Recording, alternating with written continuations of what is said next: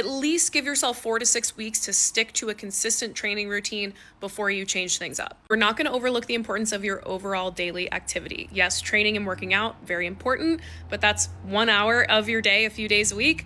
What are we doing with the other 15 hours a day that you're awake? We need to be moving your body as much as realistic for you. Not everybody is going to be able to do 15,000 steps a day, but can you do 5,000? We are not going to have an all or nothing mentality. That is the fast track to quitting. You are a human being and you likely have a full-time job, maybe some kids, maybe some pets. You get sick from time to time, family members die, shit happens, and you have to be okay with that, and you have to be willing to kind of roll with the punches and realize that it's not always going to be perfect, and the way you make progress is not through perfection, it's through consistency.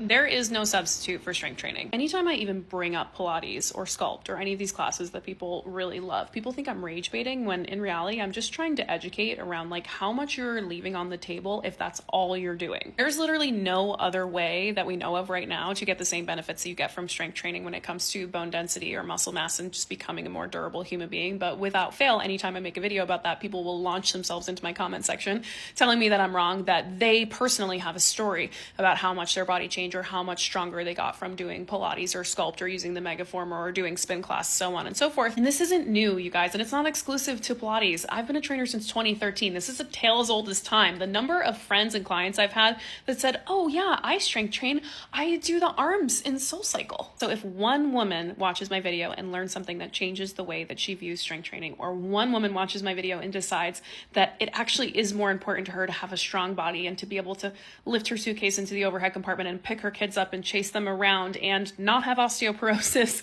by the time she's 40 than it is for her to fit in a size 00, I've done my job today.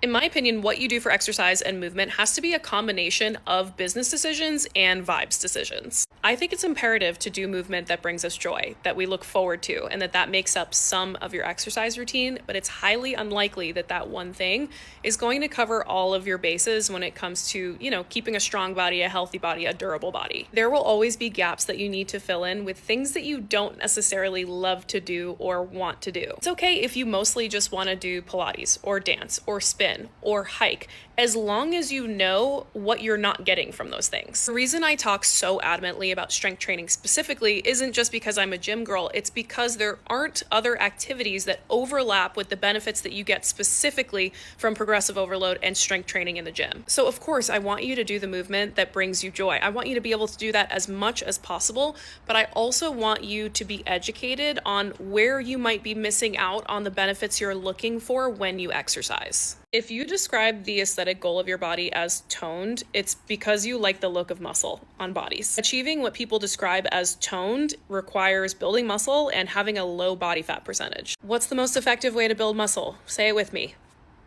Lifting weights. So you could spend a whole lot of time, money, energy, effort, money on these classes that tout the benefits of lengthening and toning that are not actually progressive or measurable. Or you could strength train on a good program 2 to 3 times a week and track your food and get there much more predictably and probably faster.